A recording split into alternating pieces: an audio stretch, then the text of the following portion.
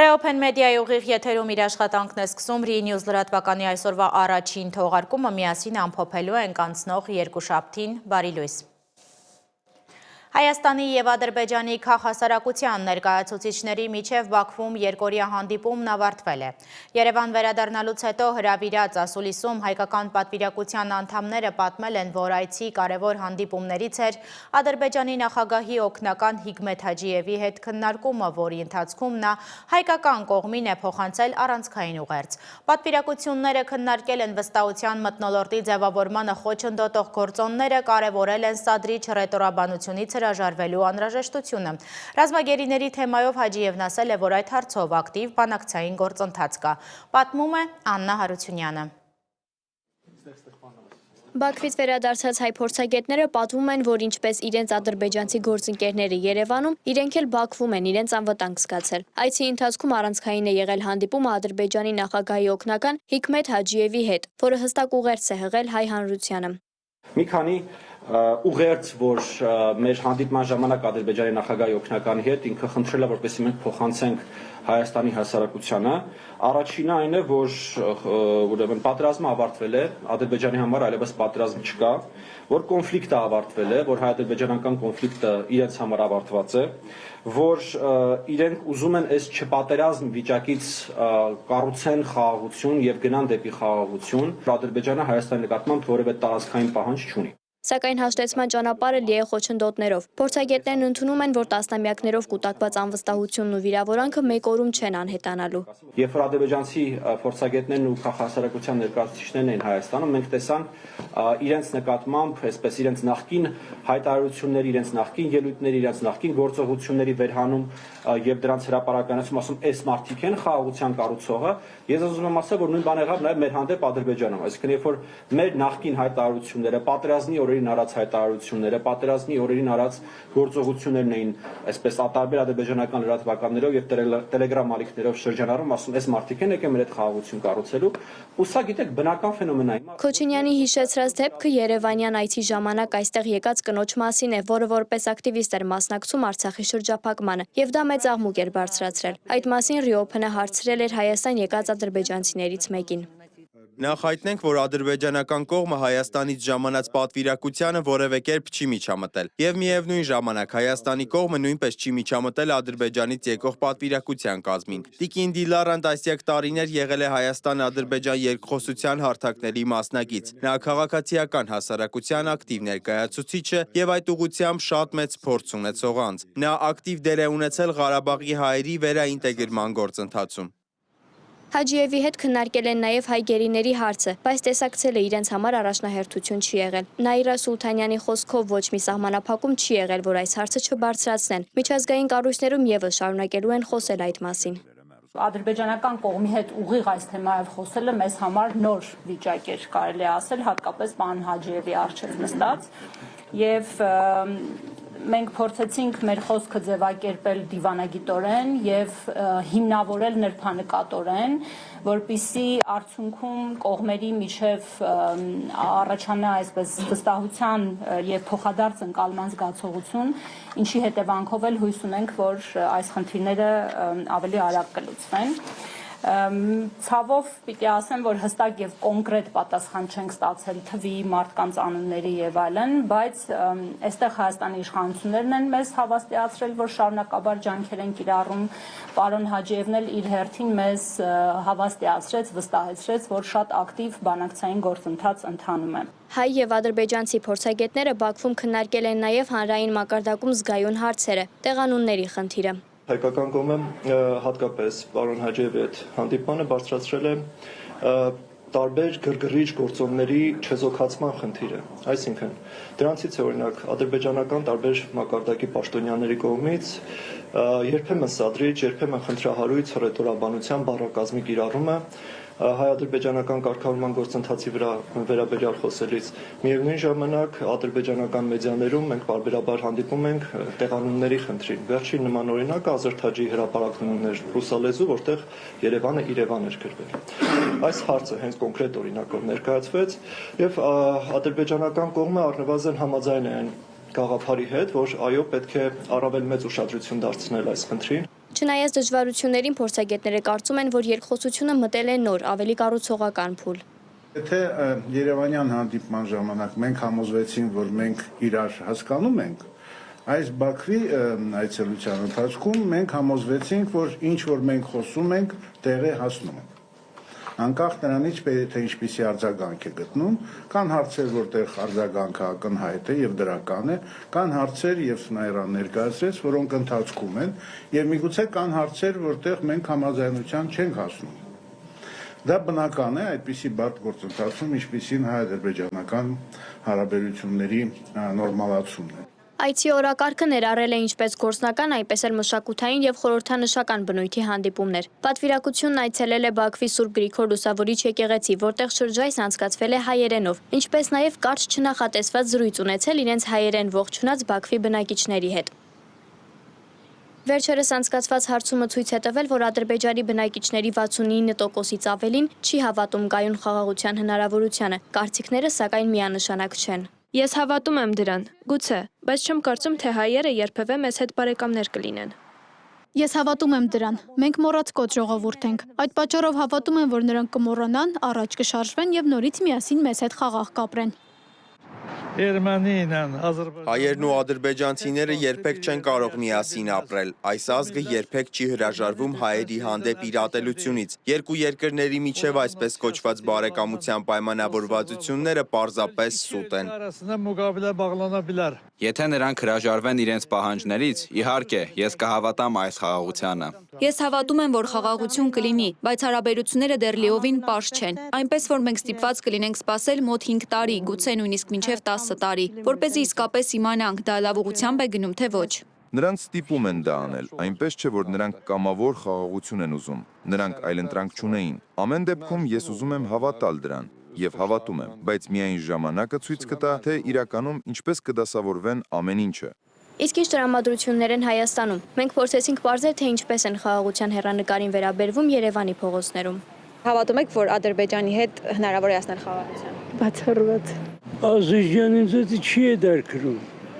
Ինձ արդեն ոչինչ չի դարքրում այս ռեսպուբլիկայում։ Երևի կամաց ժողովրդի մեջ, եթե Ադրբեջանն էլ մի քիչ ուղղվի, հակահայկական բան, ագիտացիա չանի, ինձ թվում է կհասնենք դրան, առաջ ոնց ենք ապրել։ Ես չեմ հավատում։ Ես չեմ հավատում։ Ադրբեջանին ազգը չի, որ մեր խաղացունա կխափի ամեն ինչով։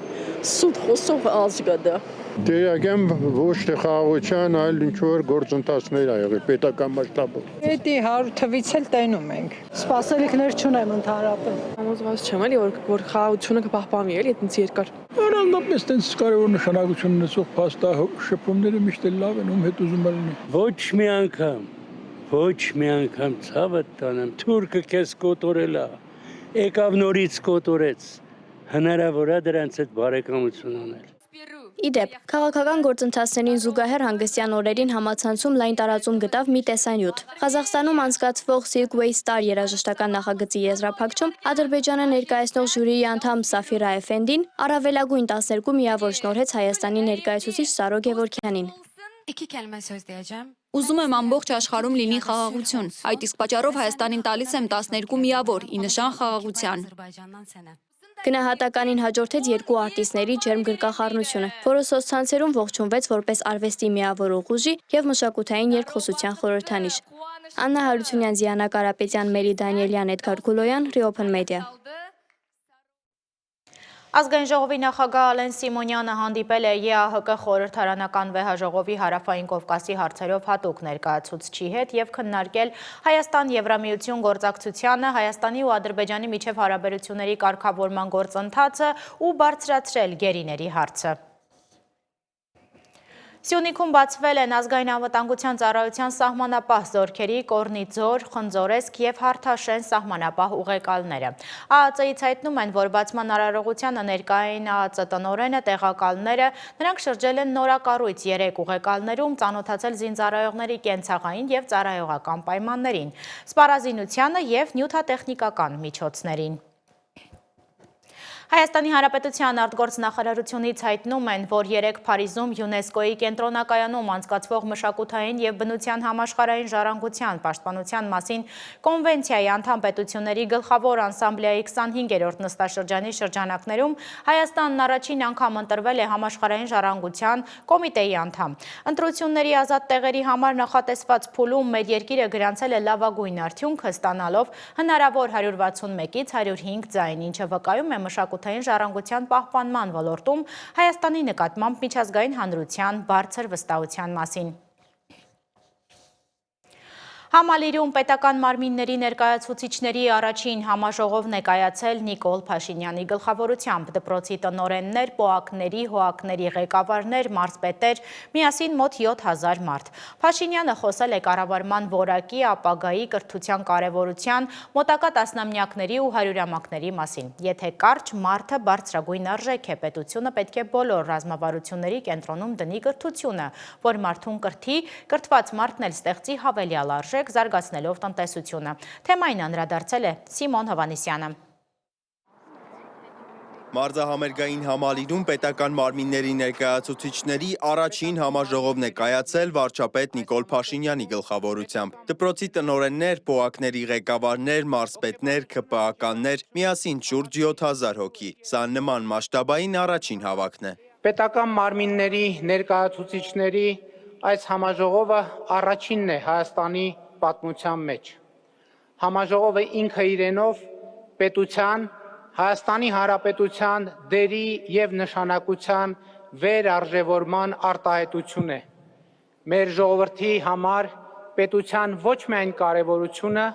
այլև կենսականությունը ընդգծելուն ուղղված միջոցառում։ Համաժողովի բնորոշման հետ համաձայն չեն ընդդիմադիրները, պատգամավոր Արտուր Խաչատրյանը կարծում է, այսպիսի մասշտաբային հավաքներ Ստալինը, Հիտլերն ու մյուս բռնապետերն են արել։ Սա բացահայտ ու բացարձակ միահեծան բռնակալություն է, եւ դրանով հանդերձ սա խղճուկ ուղերձ պաղատանքեր Ալիևին, օգնիր հաղթեմ ընտրություններում ու կփոխեմ սահմանադրությունն ու ամենն ինչ կկամենաս։ Կարևոր է գաղափարաբանությունը, որով աշխատում են պետական մարմինները, բայց հավաքվածներին նաև վարձատրությունն է հետաքրքրում։ Երբ են բարձրացնելու պետական մարմիններում աշխատողների աշխատավարձերը, վարչապետը ներկայացնում է ըստ էության բոնուսների սիստեմը։ Ամփոփում ենք արդյունքները փոխվարչապետերի եւ իմ մասնակցությամբ եւ գնահատում ենք եւ այդ գնահատականի հիման վրա նաեւ որոշակի վարձատրության համակարգի վրա ունենում է ազդեցություն։ Վարչական ռեսուրսի ամենակոպիտ, ամենապլակատային ցուցադրում է, ակներևաբար, այսպես իշխանության ճյուղերի միջև տարանջատման եւ հակակշռելիության մեխանիզմների տոտալ ոտնահարում, եթե մի կողմից քաղաքական պայմանագրի, այսպես ասած, 4 հանրապետության հայտարարության մասին է եւ նախընտրական մեկնարկը առերևույթ այդպեսին էր, ապա ինչ գործ ունեն այնտեղ դատական իշխանության ներկայացուցիչները, ընդունական բանկը եւ այլն, ամբողջ վարչական ռեսուրսին SMS-ով հրահանգներ գնացել պարտադիր մասնակցության եւ նաեւ ակտակներ են եղել պատժելիության մասին։ Ոչ միայն վերջին 500 տարվա լավագույն ժամանակահատվածում ենք ապրում, այլև ամենահեռանկարային առաջիկա 500 տարվա։ Փաշինյանի մտքերն են։ Ըստ նրա Հայաստանը պետք է անցում կատարի գոյատևման ռեժիմից դեպի դարավոր զարգացման ռազմավարություն։ Փաշինյանի խոսքով անվտանգության եւ առաջընթացի հիմնասյուներն են արտաքին եւ ներքին լեգիտիմությունը, միջազգայինորեն ճանաչված սահմաններն ու նոր սահմանադրությունը։ Կարճ ասած, համաժողովի թեմաներն ու մոտեցումները ԿՊ-ի ավելի վաղ հրապարակած 4-րդ հանրապետության կոնցեպտից էին։ Հենց սրա համար է կարևոր, որ նոր սահմանադրության ընդունման հարակվեն տեղի ունենա 2026 թվականի խորհրդարանական ընտրություններից հետո։ Դա հնարավորություն է, որ բոլոր ուժերը սահմանադրության օրակարգի հետ կապված իրենց ասելիքը ու մոտեցումները նախ խորհրդարանական ընտրությունների քարոզարշավում կիսեն ժողովրդի հետ։ Իսկ արդեն ընտրությունների արդյունքում ժողովրդի վստահության քվեն ստացած քաղաքական մեծամասնության դիրքորոշումը վճռական կլինի սահմանադրության վերջնական նախագծի ձևավորման գործում։ Սահմանադրության փոփոխությունների մասին վաղուց են խոսում եւ դա ներքաղաքական կյանքի, այսպես ասած, պատվերը չի, հանրային պատվերը չի, ներքաղաքական պատվեր չի, այլ շատ հստակ Ադրբեջանի կողմից պահանջների, հերթական պահանջների, զիջումների զիջումների կատարումը, որտեղ ինչպեսին պիտի լինի Հայաստանի Հանրապետությունը այդ պատվերը Բաքվից է հնչում։ Հավաքի ինտրիգներից մեկը երգչուհի Իվետա Մուկուչյանի ելույթն էր։ Ավելի ուշ նա գրառմամբ անդրադարձել էր, որ հաճելի է վարչապետի առաջ ելույթ ունենալը։ Եկեք չքաղաքականացնենք, բայց հաճելի էր վարչապետի կողմից ընտրվել որպես միակ արտիստ ելույթ ունենալու Հայաստանի պետական մարմինների ներկայացուցիչների առաջին համաժողովի ժամանակ 7000 քաղաքական գործիչների համար։ Իսկ դահլիճի պատերից դուրս Արարատի մարզպետին թվում էր, թե լրագրողները կինո են նկարում։ Ֆիլմի գլխավոր հերոսի վստահությամբ էլ արձագանքեց լրագրողին, որը հիշեցնում էր նրա նախկին դիրքորոշումը։ Ձեր հարցին կպատասխանեք, ձեր արձագանքը արդեն կողմ եք անկլավների փոխանակման տարածքների, թե կարծում եք Հայաստանի իշխանությանը։ Բայց ժամանակին ասում եք չի կարող նման բան լինել Տիգրան Հաշեմյանը, ինչ արևի խոսել։ Իդեպ Փաստինֆոյի տվյալներով միջոցառման համար վճարվել է շուրջ 40 միլիոն դրամ։ Սիմոն Հովանիսյան, Reopen Media։ 2025 թվականի վարժական հավաքներին 16,000 մասնակից է եղել, 2026 թվականի համար նախատեսվում է 20,000 պահեստազորային։ Ազգային ժողովում հայտարարել է Պաշտպանության նախարարը, նա չի մեկնաբանել Ալեն Սիմոնյանի հայտարարությունը, որ Հայաստանը վերահսկում է մոտ 110 քառակուսի կիլոմետր ադրբեջանական տարածք և կոչ է արել հարցը թողնել դելիմիտացիայի հարցերով երկու երկրների հանձնաժողովների քննարկմանը։ Նա չի համաձայնել այն դիտարկմանը, որ պարտադիր ժամկետային զինծառայության ժամկետի կրճատումը 2026-ին ընդառաջ քաղաքացիական պայմանագրին քվեներ ապահովելու նախընտրական հնարք է։ Մերի Դանելյանի ռեպորտաժը։ Պարտադիր զինծառայության ժամկետը 2-ից 1.5 տարի դարձնելու օրենքը, որը ուժի մեջ պետք է մտներ հուլիսից, կսկսի գործել հաջորդ տարեսկզբից, 6 ամիս ավելի շուտ, արդեն հունվարի 7-ին մեկնարկող զորակոչից։ Ազգային ժողովի պաշտպանության և անվտանգության հարցերի մշտական հանձնաժողովը հավանություն տվեց օրինագծին։ Պաշտպանության նախարար Սուրեն Պապիկյանի խոսքով ժամկետի կրճատումը հնարավոր է դարձել վերջին տարիներին պայմանագրային զինվորական ծառայության գրավչության ավելացման և ընդլայնման ուղղությամբ գործադրված ջանքերի շնորհիվ։ 2025 թվականի ձմեռային զորակոչի շրջանակներում զինված ուժերի համալրումը սկսվելու է 2026 թվականի հունվարի 7-ից, որի արդյունքում 18-ամսյա ժամկետով ծառայություն են իրականացնելու 2025 թվականի ձմեռային զորակոչից սկսած պարտադիր զինվորական ծառայության զորակոչված քաղաքացիները։ Նախարարն ընդգծել է, որ կրճատումը չի ազդելու 2026-ի հունվարի 1-ի դրությամբ պարտադիր զինվորական ծառայության մեջ գտնվողների վրա։ Ընդդիմադիր պատգամավոր Տիգրան Աբրահամյանը նկատում է, այս հարցում շտապողականությունը կարող է խնդիրների առաջ կանգնեցնել։ Պարտադիր ժամկետային ծառայությունը որոշակի երաշխիքային, այսպես ասած, բազա է եղել երկար տարիներ զինված ուժերի համար, եւ այս տեսանկյունից ես կարծում եմ, որ ակնհայտորեն շտապողականություն են դրսևորում։ Սրա անունը կդնենք նախընտրական, ինչպես դուք ասացիք, կամ մեկ այլ ձևակերպում կտանք, սա հարցի մեկ այլ մասն է, բայց այն, որ ակնհայտ այստեղ շտապողականություն կա, սա ուղղակի այստեղ արտահայտված է։ Հայաստան խմբակցության պատգամավոր Աննա Գրիգորյանը կարծում է, սա նախընտրական քայլ է։ Հիշեցնում է, օրենքը պետք է իրականություն դառնար հուլիսին, բայց կգործի հունվարից, որ մինչև հունիսի ընտրություններ նախընտրական դիվիդենտներ հավաքի։ Ընդդիմադիր գործիչը նաև այլ խնդիրներ ու մտահոգություններ է առանձնացնում։ Եթե 2-ից 1.5 տարի դարձնելու դեպքում որևէ փոփոխություն թվակազմի պարագայում տեղի չի ունեն, մեկ-եք միանգամից մի տարի դարձնենք։ Հաջորդ խնդիրը, որ ես տեսնում եմ, իհարկե նաև հերթափոխի հետ կապված խնդիրն է։ Այսօր էլ տարբեր մարտական հերթապահություն իրականացվող տղաները նույնիսկ նախատեսվածից շատ ավելի շատ երկար են մնում իրենց դիրքերում, որովհետև հերթափոխի խնդիր է առաջանում։ Ես այդ մտահոգությունն ունեմ, որ 1.5 տարի դարձնելուց հետո այդ խնդիրը կարող է ավելի սրվել։ Գրիգորյանին հակադարձեց հանձնաժողովի նախագահ Անդրանիկ Քոչարյանը, պնդելով ծրագիրն ամենևին էլ նախընտրական չէ։ Ինքը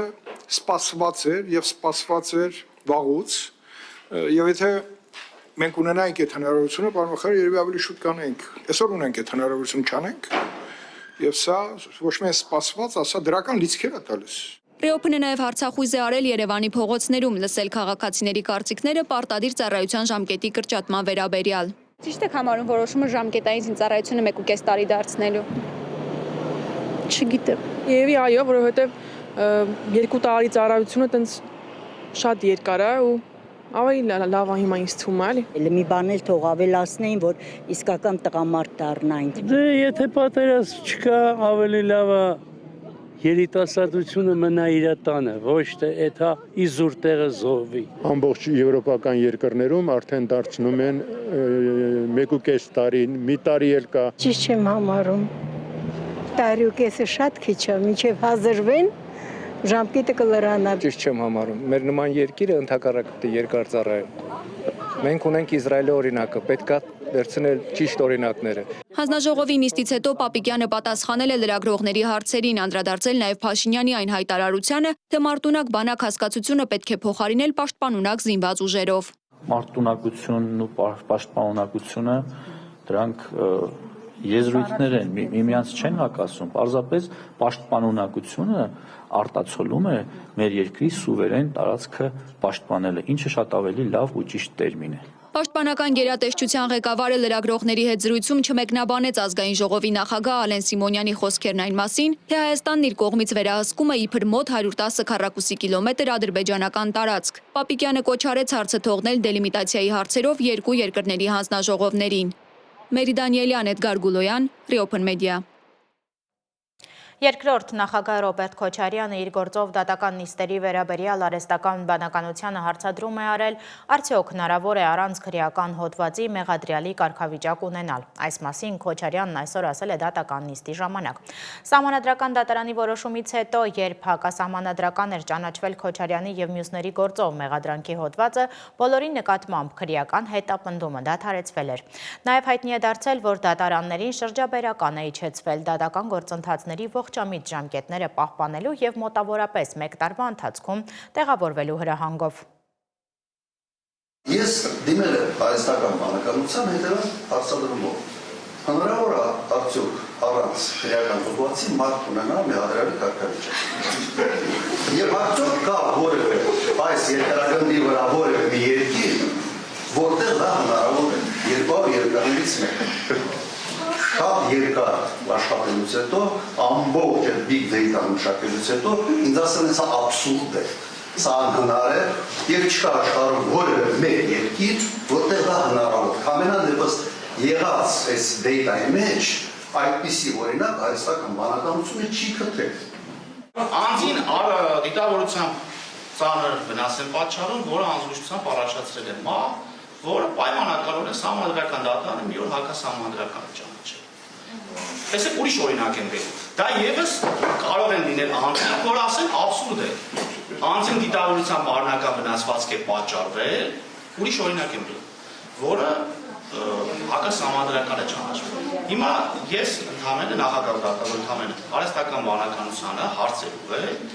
որ այս ծավալի քրեական գործ եթե լինի, որքան ժամանակ է անհրաժեշտ, որպեսզի քննենք ավարտենք։ Արհեստական բանականությունը մեկ շաբաթյա գրաֆիկով 2.5 տարի էր նշել։ Ամիսի 2 դատական նիստ անցկացնելու դեպքում 4-ից 6 տարի։ Ամիսը 1 դատական նիստ անցկացնելու դեպքում 6-ից 8 տարի, եթե բոլոր դատական նիստերը կայանան։ Բաքվում բիզնես կենտրոնում տեղի ունեցած ավերիչ պայթյունի պատճառը շենք ներթափանցած գազն է եղել, որը շինություն է լցվել վնասված գազատարից։ Գազը կուտակվել է շենքի նկուղում, առավոտյան երբ աշխատակիցը լույսը վառել է, տեղի ունեցել պայթյուն։ Փրկարարները 7 հոգու են դուրս բերել ավերակներից, 5 մարդ այրվածքներով ու այլ վնասվածքներով հոսպիտալացվել է։ Արևմտյան լրատվամիջոցները հայտնում են, որ Ադրբեջանը կործանիչներ է վաճառում Ուկրաինային։ Գաղտնի։ Եվ ոչ միայն չի փորձում հարթել Ռուսաստանի հետ խնդիրները, այլ հակառակը։ Սու-22-ը Բաքուն ուղարկում է Ուկրաինա, Թուրքիայով, Սուդանով եւ Գերմանիայով։ Բայց թե որքանով է սա ճիշտ, ոչ ոք չգիտի, տեղեկությունը հայտնում է Daily Express-ը։ Տեսք Ուկրաինան շատ ծայրահեղ վիճակում է, Շվեյցարիայում բանակցություններ են կայացել Ուկրաինայի Միացյալ Նահանգների ու եվրոպական երկրների միջև։ Սա արտասովոր ձևաչափ է, Ուկրաինան բանակցել է իր դաշնակիցների հետ Թրամփի 28 կետերի շուրջ, որոնք ավելի շատ նման են ոչ թե խաղաղության ծրագրի, այլ վերջնագրի ուղղված Զելենսկիին։ Ավելին, Թրամփն ասել է, որ մինչև 5 շաբթի Ուկրաինան պետք է ընդունի իր ծրագիրը։ Հանդիպման միակ նպատակն է եղել ամերիկացիներին համոզել, որ Թրամփի պահանջները ուղղված Ուկրաինային մի փոքր մեղմեն։ Ժնևում Միացյալ Նահանգների եւ Ուկրաինայի միջև ընթացող խաղաղության շուրջ բանակցությունները կրկին միջազգային դիվանագիտական ջանքերի կիզակետում են հայտնվել, որոնց նպատակը Ռուսաստանի հետ շարունակվող պատերազմին վերջ դնելն է։ Քննարկման առանցքում Միացյալ Նահանգների նախագահ Դոնալդ Թրամփի առաջ քաշած 28 կետանոց նախնական ծրագիրն էր, որը լայնորեն քննադատում էին Կիևը եւ նրա դաշնակիցները Մոսկվային չափազանց մեծ զիջումների մտավախությամբ, մասնավորապես տարածքային կորուստներ եւ Ուկրաինայի ռազմական հավակնությունների սահմանափակում։ Վերջնաժամկետը մեկն է։ Մենք ուզում ենք պատերազմը հնարավորինս շուտ ավարտել։ Ակնհայտորեն մենք կցանկանայինք, որ դա լիներ 5 շաբթի։ Այսօրվա կարևորագույն կետն այն է, որ մենք զգալի առաջընթաց ենք գրանցել։ Մենք իսկապես առաջ ենք շարժվել։ Այնպես որ ես շատ լավատես եմ, որ մենք կհասնենք դրան շատ ողջամիտ ժամկետում, շատ շուտով։ Ուկրաինայի նախագահական գրասենյակի ղեկավար եւ գլխավոր բանակցող Անդրեյ Երմակը նույնպես հաստատել է շատ լավ առաջընթացը դեպի արդար եւ կայուն խաղաղություն։ Մենք ունենք շատ լավ առաջընթաց եւ մենք առաջ ենք շարժվում դեպի արդար եւ կայուն խաղաղություն։ Ուկրաինացի ժողովուրդը մոլորակի վրա բոլորից ավելի է արժանի եւ ցանկանում է այս խաղաղությունը։ Մենք շնորհակալություն ենք հայտնում մեր մեծ բարեկամներին, Միացյալ Նահանգներին եւ անձամբ նախագահ Թրամփին ու նրա թիմին այս խաղաղությունը բերելու իրենց հանձնառության համար եւ մենք կշարունակենք աշխատել այսօր, ինչպես ասաց պետքարտուղարը։ Ֆրանսիայի նախագահ Էմանուել Մակրոնը ավելի վաղ G20 գագաթնաժողովի շրջանակում ընդգծել է Ուկրաինայում կայուն խաղաղության հասնելու անհրաժեշտությունը, կարևորելով Ուկրաինայի ինքնիշխանությունը եւ եվրոպական անվտանգությունը ցանկացած լուծման հարցում։ Այժմ մենք ունենք ընդամենը մեկ խնդիր եւ մեր խնդիրն այս բանակցություններում կամ այս կետում ԱՄՆ-ն չէ։ Մեր բոլորիս միակ խնդիրը Ռուսաստանն է, որը սկսեց այս պատերազմը, որը հրաժարվեց ընդունել հրադադարի առաջարկները փետրվարին, մարտին, հուլիսին, օգոստոսին եւ այլն։ Եվ որևէ ցուցում չտրամադրեց։ Եթե նրանք հիմա պատրաստ են պարզապես հրադադար ունենալ եւ դիտարկել Ուկրաինայի մարդասիրական իրավիճակը, ապա դա պետք է լինի ոչ միայն արևելքում, այլև ամենուր։ Խաղաղության ծրագրի վերաբերյալ բանակցությունները հանգեցրել են նախնական առաջարկների զգալի փոփոխությունների։ Հանվել է ՆԱՏՕ-ի եւ Եվրոպայի հետ կապված հարցերը եվրոպական եւ ուկրաինական շահերը պաշտպանելու համար։ Հիմնական քննարկվող կետերը մնում են Ուկրաինայի տարածքային ամբողջականության պահպանումը, այսինքն տարածքային զիջումներից հրաժարումը, ռազմական կարողությունների սահմանափակումների մերժումը եւ Ռուսաստանի ագրեսիայից պաշտպանող հուսալի անվտանգության երաշխիքների ձևավորումը։ Չնայած զգալի առաջընթացին վերջնական համաձայնության համար դեռևս անհրաժեշտ է մեղմել տարածայնությունները եւ ստանալ երկու նախագահների հաստատումը։ Ուկրաինայի նախագահ Զելենսկին ընդգծել է, որ Կիևը կշարունակի աշխատել գործընկերների հետ։ Երկրի ներսում սակայն թե հասարակության, թե զինվորականների շրջանում զգալի թերահավատություն կա, հատկապես այն բանից հետո, երբ նախկին նախագծերը ըստ տեղեկությունների ներառել են տարածքային զիջումներ։ Հենց հիմա մենք գտնվում ենք մի կարևորագույն պահում, եւ մենք սերտորեն աշխատում ենք Միացյալ Նահանգների, եվրոպական գործընկերների, բազմաթիվ այլոց հետ քայլեր սահմանելու համար, որոնք կարող են դադարեցնել Ռուսաստանի պատերազմը մեր Ուկրաինայի դեմ եւ բերել իրական անվտանգություն։ Մարտական գործողությունները շարունակվում էին բանակցությունների ֆոնին։ Ռուսաստանը Կիրակի օրը հայտարարել է, որ գրավել է եւս 3 բնակավայր՝ Պետրովսկոյեն Դոնեցկի մարզում եւ Տիխոյեն եւ Օտրադնոյեն Դնեպրոպետրովսկի մարզում։ Միևնույն ժամանակ Ուկրաինայի հրամանատարությունը զեկուցել է 1 օրում 162 մարտական բախման մասին։ Բացի այդ, նոյեմբերի 23-ին ռուսական ուժերը զանգվածային անօդաչու թռչող սարքերի հարձակում իրականացրեցին Խարկովի վրա, սպանելով 4 եւ վիրավորելով 12 մարդու։ Կիևն իր հերթին հարվածներ է հասցրել Մոսկվայի մարզում գտնվող Շատուրայի ջերմաէլեկտրակայանին, ինչը հանգեցրել է խոշոր հրդեհի եւ ջեռուցման համակարգի խափանումների Ռուսաստանի խորքում։ Միրնոգրադի փողոցներում արտերը շարունակվում են։ Ռուս զորաբաժանումները արդեն գրավել են 148 շենք։ Պոկրովսկում ռուսներն ավարտում են քաղաքի ամբողջական գրավումը։ Թրամփը սոցցանցերի իր էջում վերջին գրառման մեջ նշել է, որ ռուս-ուկրաինական հակամարտությունում հավանաբար ինչ-որ լավ բան է տեղի ունենում։ Դավիթ Գենջոյան, Open Media։ Իսկ այժմ սպորտային մեծ հաջողության մասին Արման Ծառուկյանը Դոհայում անցկացված խառամենամարտերի UFC Fight Night 265 մրցաշարի գլխավոր մենամարտում խեղտող հնարքով հաղթեց նորզելանդացի Դեն Հուքերին եւ դարձավ չեմպիոնի կոչման հավակնոտ։ Հաղթանակի համար թեթևքաշային կարգում դասակարգման առաջին համար Արման Ծառուկյանը UFC-ից ստացել է խոշոր դրամական պարգև, իսկ Չեչեն Համզատ Չիմայևից նվեր է ստացել գերթանկարժեք ձեռքի ժամացույց։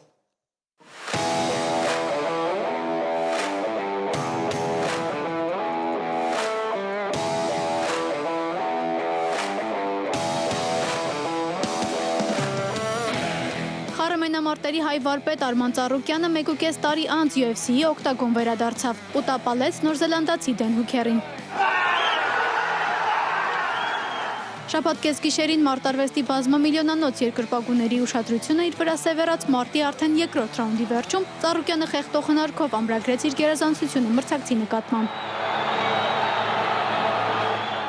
29-ամյա Ծառուկյանն օկտագոնում ունի 23 հաղթանակ եւ 3 պարտություն, իսկ 35-ամյա Հուքերը 24 հաղթանակ եւ 13 պարտություն։ Ծառուկյանի հաղթանակը մեծ ոգևորության ալիք բարձրացրեց ամբողջ աշխարհի հայերի շրջանում։ Դոհայի փողոցներում հայերի վանկարկումները տարածվում էին Կատարի մայրաքաղաքով մեկ։ Արաբական Էմիրություն իրենց հայրենակցին սատարելու են եկել նաև դասական մարտարվեստի հայ վարպետները, ըմշամարտի Հայաստանի հավաքականի անդամները։ Հաղթանակի համար թեթև քաշային կարգում UFC դասակարգման առաջին համար Արման Ծառուկյանը UFC-ից ստացել է $350,000 մրցանակային գումար, $50,000 բոնուս։ Ծառուկյանն իր ընկեր միջին քաշային կարգում UFC չեմպիոն Չեչեն Համզատ Չիմայևից նվեր է ստացել ձեռքի ժամացույց, որի գինը $150,000 է։ Կարող է թվալ, որ Ծառուկյանը օկտագոն մուտք գործելից լարված էր, ըստ մարզական մեկնաբանի նրա հայացքում լարվածություն չկար։ Երևի թե առաջին ռաունդի կեսից հասկացավ, որ պետք է շարունակել արդեն այլ ոճով, Արմանը բազում ոճերի է տիրապետում, թե կանգնած դիրքում, թե պարտադրությունում, հիանալի մարդ է վարում, կապ չունի նա կլինի գրեպլեր թե հարվածային մարտիկ, նա միևնույն է իրեն շատ լավ է զգում, բայց այստեղ կար մետաղադրամի հակառակ կողմը, քանի որ Հուքերը ավելի բարձրահասակ էր Արմանից 12 սանտիմետր ու դա խառամենամարտերում միանշանակ մեծ տարբերություն է ու վստահաբար կարող եմ ասել, որ եթե կանգնած շարունակեր Արմանը, միևնույն է մինչև վերջին ռաունդ բաց էր թողնելու հարվածներ։ Սարգսյանը նաև մարզչի գործոնն է առանձնացնում, ըստ նրա Ծառուկյանը հիմա ավելի խիստ ռեժիմով է մարզվում։ Հաշվի առնելով նաև այն հանգամանքը, որ նա վերջերս մարզվում է նաև Համզատ Չիմայևի հետ, վստահաբար կարող եմ ասել քաշերի տարբերությունը շատ մեծ նշանակություն ունի պարապմունքների ժամանակ։ Եթե վերցնում ենք հենց Արմանի քաշը ու համեմատում ենք Չիմայևի քաշի հետ, այնտեղ տարբերությունը ահռելի է։ Իսկ հիմա Արմանին սպասվում է մարտ Իլյա Տոպուրյայի հետ։ Մեկնաբանի կարծիքով Տոպուրյային այլ մարզիկի հետ համեմատելը ճիշտ չի լինի։ Իլյա Տոպուրյան ֆանտաստիկ հարվածային մարզիկ է։ Տոպուրյային երբեք չի կարելի համեմատել թե Դեն Հուգերի, թե Օլիվեյրայի հետ։ Արմանը մինչև այս պահը խելահեղ ֆանտաստիկ հարվածային մարզիկի դեռևս չի հանդիպել, որ մենք ասենք, գիտեք ինչ կա,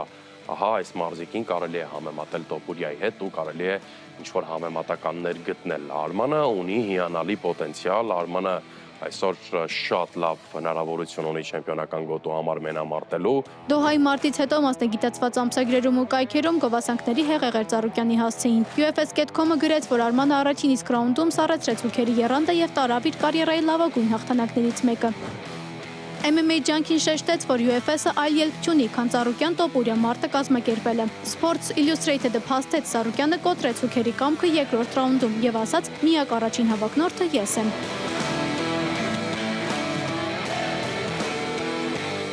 Անի Հովանեսյան, Մկրտիչ Խաչատրյան, Վարդան Պողոսյան, Reopen Media։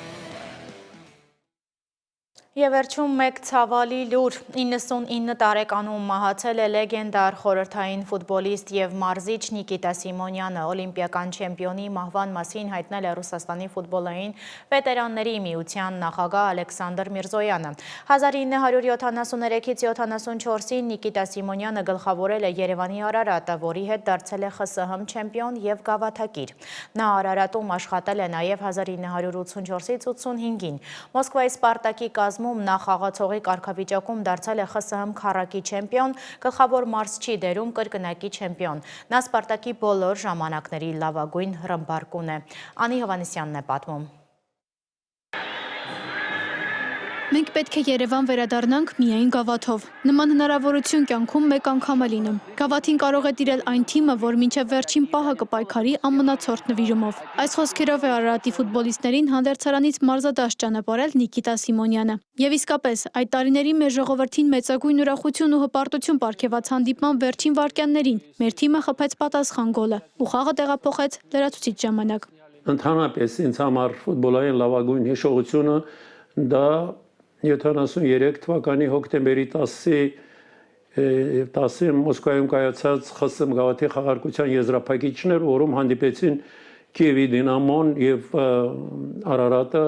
երկու թիմեր, որոնք գլխավորում էին մրցաշարային աղյուսակը եւ պայքարում էին չեմպիոնի կոչման համար։ Դա աննկարագրելի էր։ Լոժնիկի մարզադաշտը լեփլեցուն էր Ուկրաինայից հսկայական երկար պագուններ էին եկել, Հայաստանից նույնպես ամբողջ խորհրդային միությունից, Սփյուռքից նույնպես եկել էին եւ դա առանձնահատուկ եզրափակիչ էր։ Մկրտիչ Պողոսի Սիմոնյանը ծնվել է գաղթականների ընտանիքում, Սուխումում։ Ֆուտբոլ խաղացել է մանկուց ընկերների հետ ձեռքով պատրաստած գնդակով։ Աբխազիա մարզումների եկած Կրիլիա Սովետովի մարզիչներն են նկատել նրան, երբ դպրոցական ֆուտբոլիստը ընկերական խաղում գոլեր է խփել բարձրագույն լիգայի թիմի դարպասը։ Ծնողների մի կերպ են խնդրել իրենց վստահել պատանի որդու ապագան։ Հայկական ամենախորը արմատները ունի։ Նրա ծնողները ներգաղթել էին, ինչքան գիտեմ, Թուրքիայից եւ Սուխումի էին հաստատվել, Սիմոնյանն էլ ծնվել է Սուխումիում, ասենքն ծնողները իսկական հայեր էին։ Մոսկվայում արդեն Սիմոնյանը վերածվում է ամբողջ խորհրդային միության ֆուտբոլային կորքի։ Ամբողջ կյանքում մնալով համեստ, սրկանքներով կյանքի ուղին հարթած գաղթականների որդին։ Սպարտակում դառնալով թիմի պատմության լավագույն ռմբարկուն։ Իսկ Սիմոնյանը, որ եկավ իր շատ մեծ հեղինակությամբ ու տաղանդով նպաստեց նրան, որ ավելի միակուր կոլեկտիվ դարձավ ու մեր թիմը հետևից էին ընկել, այդպես էլ չկարողացան կանգնեցնել եւ կարողացավ չեմպիոն դառնալ։ Կարիերան ավարտելուց հետո Սիմոնյանը հաջողության է հասել նաև որպես մարզիչ։ Մոսկվայի Սպարտակի հետ հաղթել ԽՍՀՄ առաջնությունը 1962 եւ 1969 թվականներին։ Իսկ 1973-ին նրա գլխավորությամբ Երևանի Արարատը հաղթանակ է տարել ԽՍՀՄ առաջնությունում եւ Գավաթում։ Ինքը պատրաստի թիմ ընդունեց, որ արդեն արծաթե մեդալների կամոդ է տղաների մեջ արդեն բան կար, բայց իր գալը, իր այդ մեծությունը, սպորտային կյանքը, մենք ամեն ինչը գիտենք։ Նա մինչև կյանքի վերջը ծառայել է ֆուտբոլին, մնալով ֆուտբոլի ֆեդերացիայի առաջին փոխնախագահը, մերժելով թոշակի գնալու խնդրանքները։ Պատմում են, որ վաղուց ընդունված ավանդույթի համաձայն, երբ նա մտնում է Ռուսաստանի հավաքականի հանդերձարան կամ ճաշարան, բոլորը կանգնում են, մինչև նա չի նստում։ Երբ հավաքականի հոլանդացի մարզիչ Գուս Հիդինգը խաղացողներին հրահանգել է այդպես չանել, նրան սպառնացել են հեռացնել թիմից։ Անի Հովանեսյան, Լևոն Ոսկանյան, Ստեփան Տիգրանյան, Reopen Media։ Այս ժամի համար նախատեսել էինք այսքանը, առավել թարմացված տեղեկատվությամբ Free News-ը եթերում կլինի ժամը 13-ին, իսկ ես ձեզ հրաժեշտ եմ տալիս, բարին ընդ ձեզ։